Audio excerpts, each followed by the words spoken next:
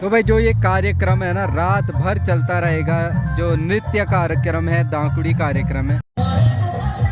तो भाई देखिए कितना सुंदर लग रहा है दृश्य अभी। एक मिथ है, लोग बोलते हैं कि 56 भोग क्यों चढ़ाए जाते हैं श्री कृष्ण को। तो आज उसके बारे में भी मैं आपको थोड़ी डिटेल में बताने की कोशिश करूंगा। अपने आने वाली जनरेशन को हम सिखा पाएं, ताकि वो एक लिंक बना सके पुराने। तो भाई भगवान जी का प्रसाद लेने के लिए कुछ ऐसे बैठे हुए हैं, सभी लोग एक एक करके लाइन से लग रहे हैं और यहाँ के जो लोकल भाई लोग हैं बढ़िया तरीके से प्यार से प्रसाद का वितरण कर रहे हैं।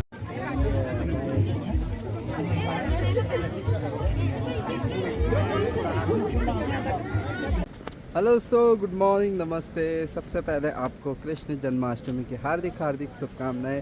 ऐसे प्रभु जी सब पे आशीर्वाद रखें। और आज अभी हम पुलना से हम जाने वाले हैं भविष्य बद्री, वहाँ पे कृष्ण जन्माष्टमी का त्यौहार सेलिब्रेट करने और साथ में दर्शन भी करेंगे और आप लोगों को भी ले जाएंगे।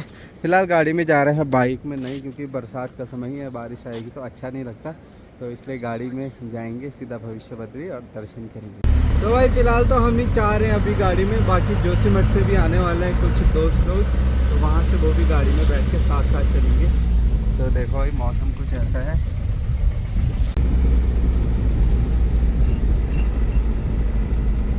तो जी देखो बड़े महीनों बाद, 3 महीनों बाद दर्शन हो रहे हैं यहाँ पे गोविंद घाट।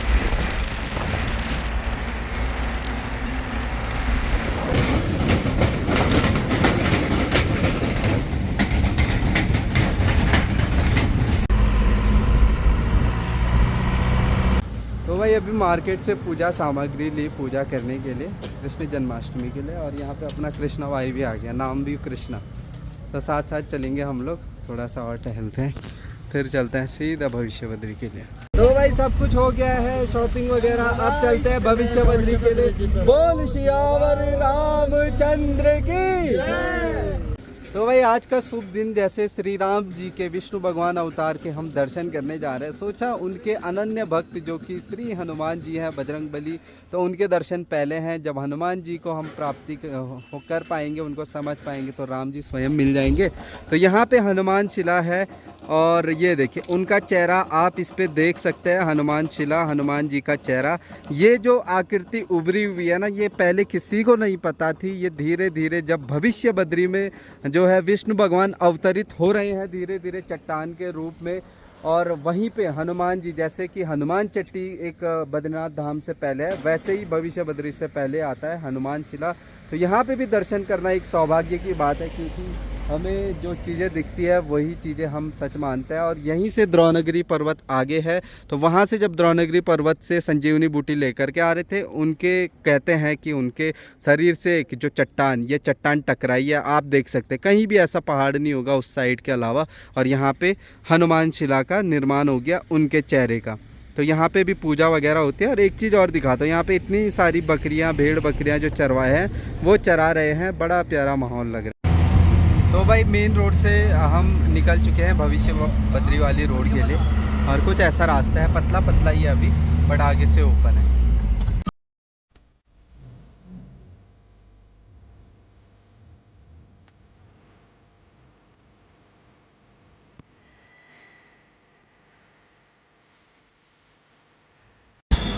तो ये है भाई सुबाई गांव का नाम है। यहाँ भी देखिए भंडारा और दर्शन कर रहे हैं लोग। और भविष्य बद्री में भी आज यहाँ बहुत भीड़ होने वाली है। बद्रीनाथ धाम, भविष्य बद्री, यहाँ जहाँ जहाँ कृष्ण के अवतार होंगे वहाँ वहाँ पे।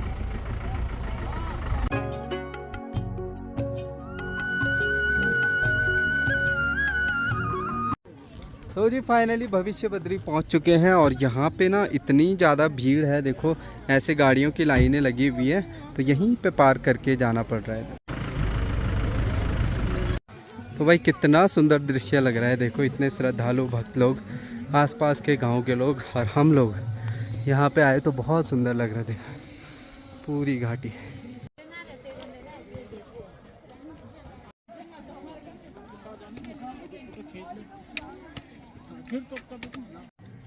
तो भाई ये जगह बेहद ही खूबसूरत है। जब तक यहाँ पे पेड़ हैं, घने पेड़ हैं, जंगल हैं, जंगलों के बीच मंदिर और इतने सारे श्रद्धालु, ये देखिए आ रहे हैं। वहाँ पे भी कुछ ना कुछ प्रसाद भोग बन रहा है। बड़ा प्यारा दृश्य। तो भाई यहाँ बाहर इतनी भीड़, अंदर तो भाई दर्शनों के लिए लाइन लगानी पड़ेगी। आधे घंटे में ही दर्शन हो पाएंगे। तैयार हो लाइन पे लगने के लिए? क्यों? दर्शन आज अच्छे होने चाहिए।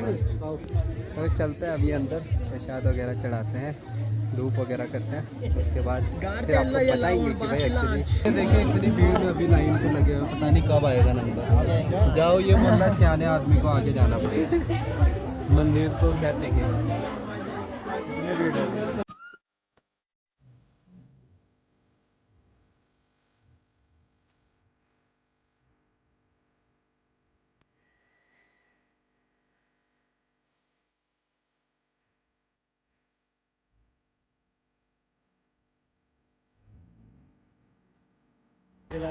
तो जी फाइनली दर्शन हुए और बहुत प्यारे तरीके से, सुंदर तरीके से आज विष्णु भगवान जी की जो स्थान है वो सुसज्जित हो रखे हैं। बहुत मन खुश हो गया, अच्छा लगा और जल्दी भी दर्शन हो पाए।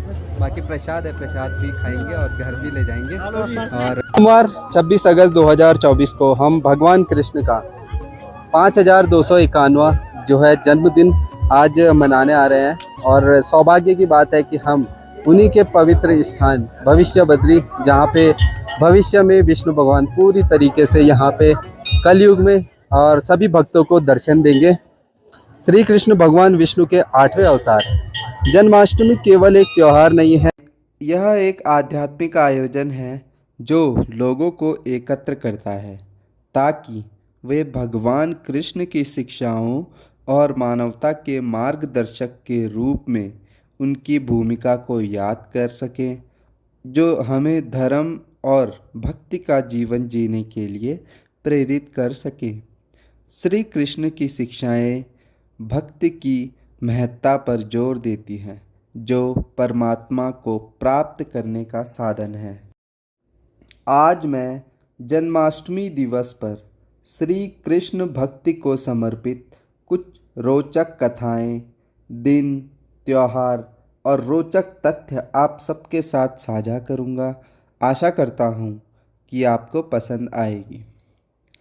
हरे कृष्ण कृष्ण कृष्ण हरे हरे, हरे राम राम राम हरे हरे। चैतन्य महाप्रभु श्री कृष्ण की अनन्य भक्ति के प्रचारक थे। उनकी अलौकिक और दिव्य शक्ति के कारण उन्हें महाप्रभु कहा गया। चैतन्य महाप्रभु ने भारत में राधा कृष्ण की उपासना को प्रोत्साहित और अधिकृत किया।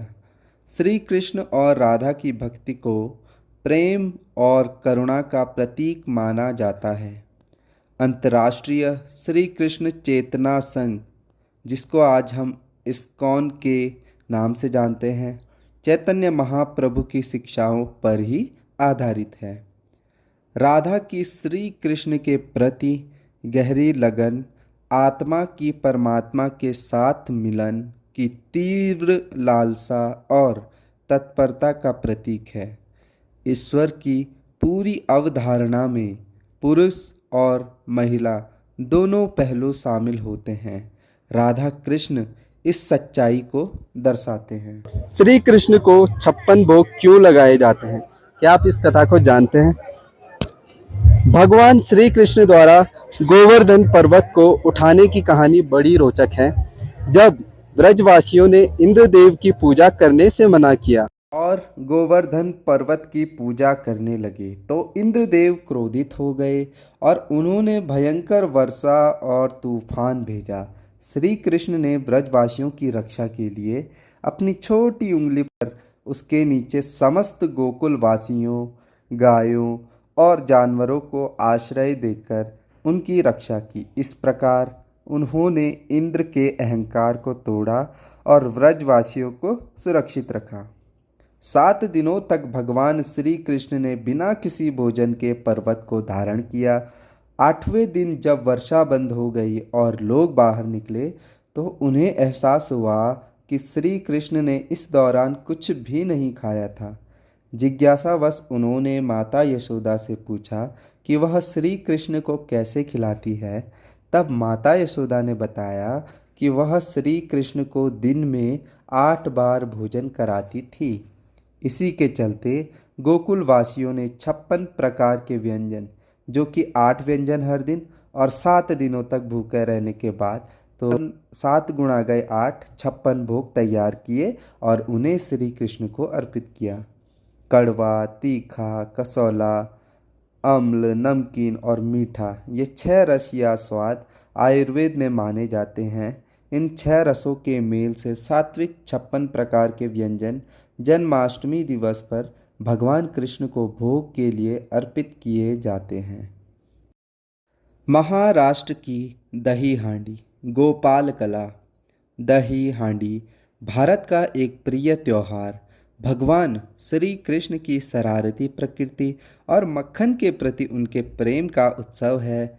हिंदू मान्यताओं के अनुसार बाल कृष्ण को मक्खन और दही बहुत पसंद था। बड़े होने पर उनका यह प्रेम और बढ़ गया और वे अपने मित्रों के साथ खेल खेल में अपने पड़ोस के घरों में मक्खन लेने लगे।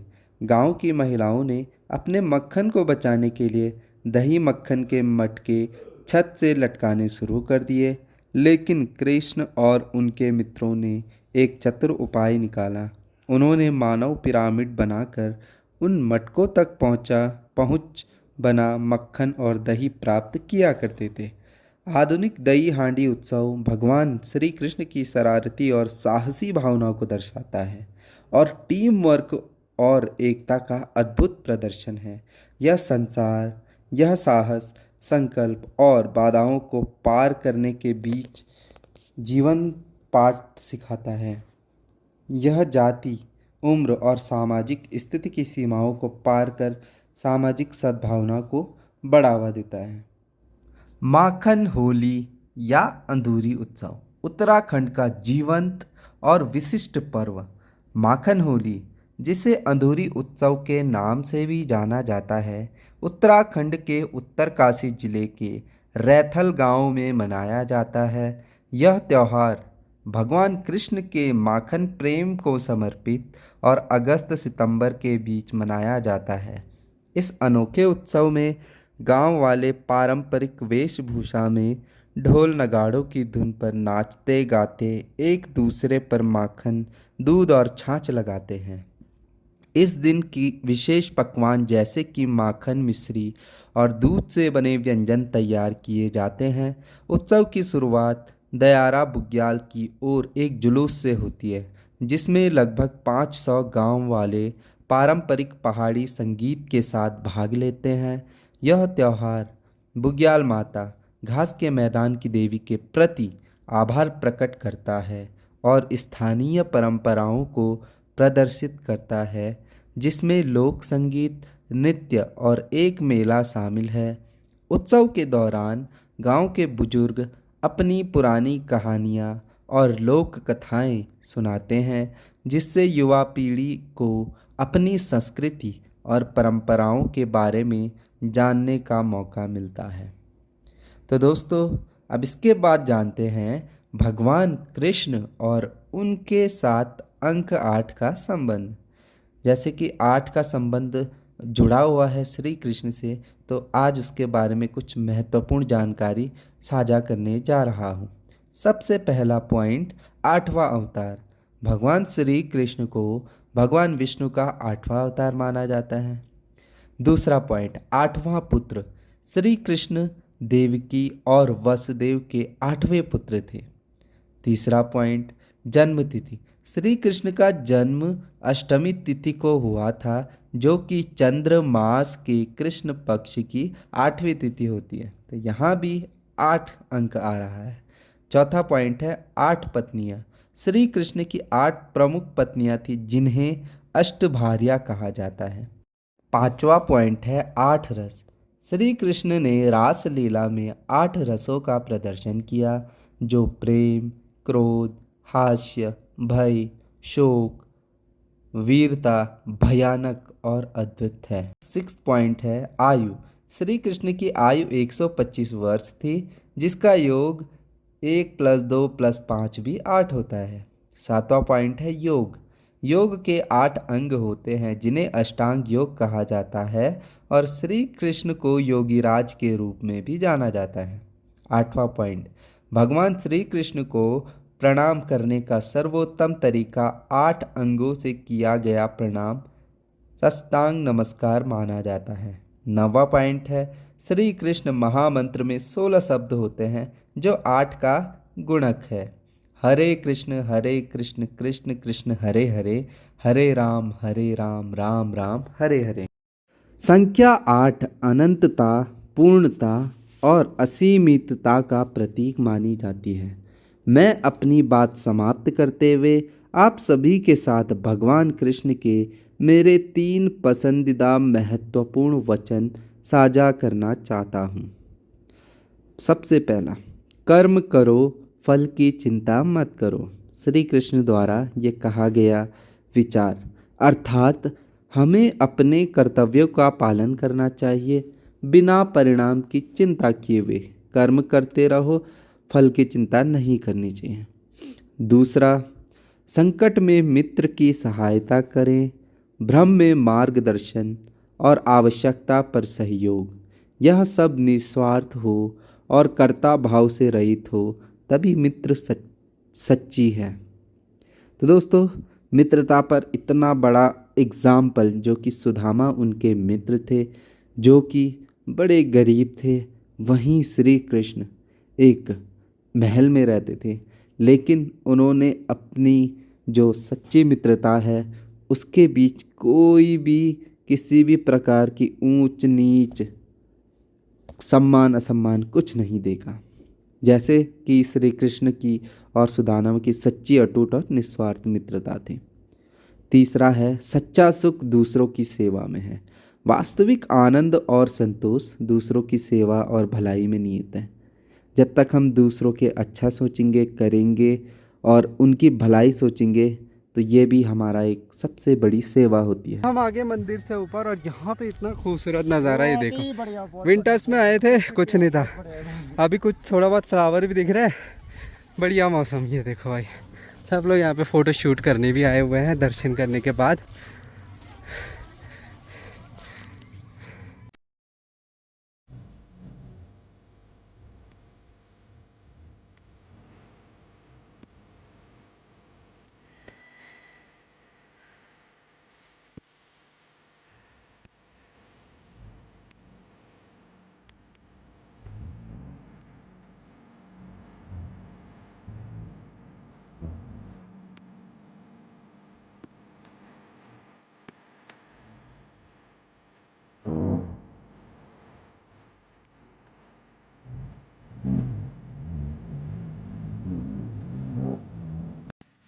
तो भाई उत्तराखंड के हर एक इलाके में आपको प्यारे प्यारे, देखो बिस्ट्रोटा भी है, एक ही पौधा दिख रहा है बिस्ट्रोटा का, कितना सुंदर। अगर इसका पूरा बुग्याल रहे सुंदर लगेगा। बाकी कुछ ऐसा, यहाँ पे गाय भैंसें चरती होंगी आजकल, तो इसलिए कम कम फ्लावर्स हैं।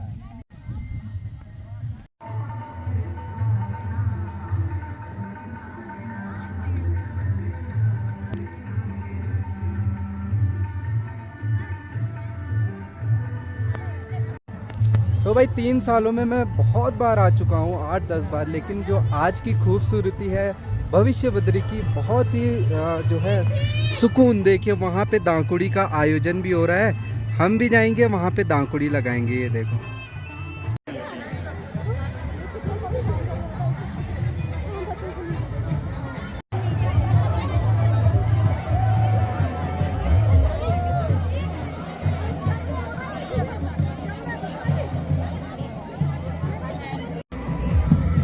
तो भाई आप ये देख सकते हो इतनी सारी जो भीड़ है यहाँ पे। बद्री विशाल जी की जो है डोली आती है, तो देखो कितना सौम्य दृश्य है। वहाँ पे देखो दांकुड़ी भी लगा रहे हैं कुछ लोकल लोग, देखो कितना अच्छा लग रहा है।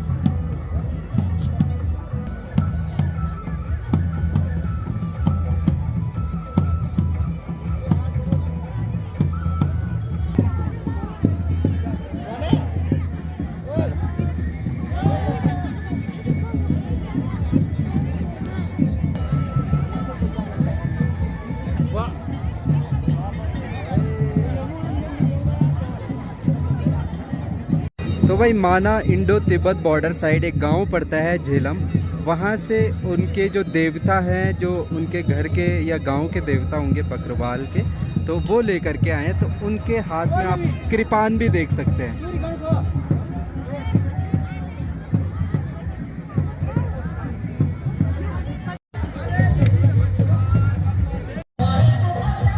तो भाई देखिए कितना सुंदर लग रहा है दृश्य अभी।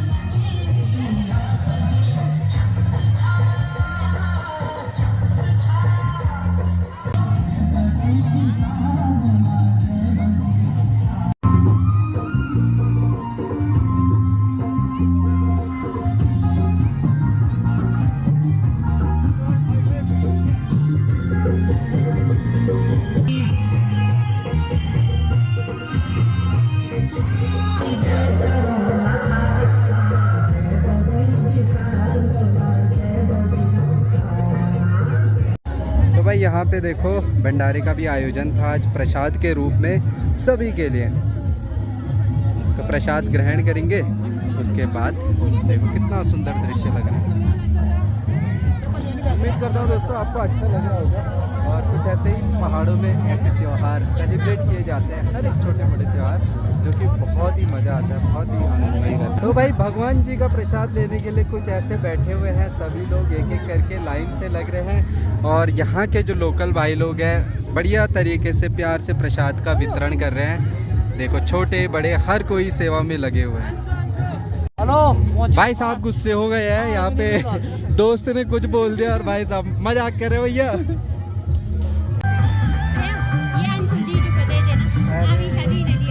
अच्छा अच्छा।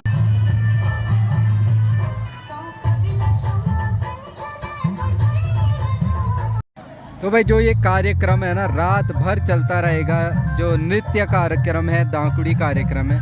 तो आज सभी को खुशी है कृष्ण जन्माष्टमी में। भगवान जी ऐसे ही सब पे आशीर्वाद रखे। तो आप भी ज़रूर आ सकते हैं अगले साल जब कृष्ण जन्माष्टमी होगी। यहाँ पे कुछ ऐसे मनाई जाती है। हांडी फोड़ने वाला, मटके फोड़ने वाला कोई यहाँ पे सिस्टम नहीं है, उसमें खतरा भी होता है।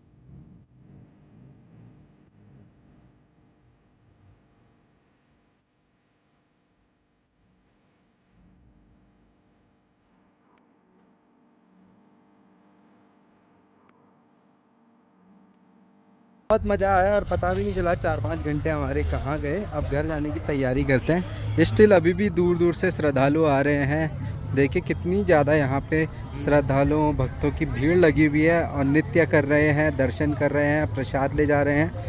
तो देखो भाई कितनी ज़्यादा भीड़ है, बट मज़ा बहुत आया भाई आज के दिन, बहुत ज़्यादा मज़ा। तो भाई देखिए अलग अलग झांकियाँ आ रही हैं भाई, ये देख अलग अलग गांव से अलग अलग झांकियाँ। तो भाई इतने दूर से भी नंगे पैर आ रहे हैं आंटी जी लोग। ये देखो सब जगह के देवता देवी डोली आ रही है। नीचे तक जाम लगा हुआ वहाँ तक, इसलिए लोग पैदल भी आ रहे हैं यहाँ से खेतों के रास्ते से।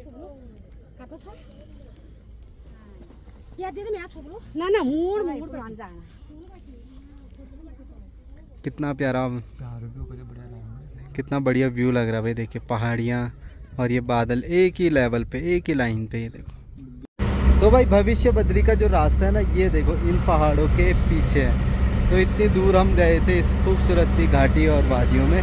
धूप में हम आ चुके हैं दर्शन करने के बाद। देखो बाल वाल कटा के बिल्कुल हीरो लग रहा है कृष्णा भाई। कौन बोलेगा भाई ये 38 साल का है, ऐसे लग रहा है 28 साल का होगा है।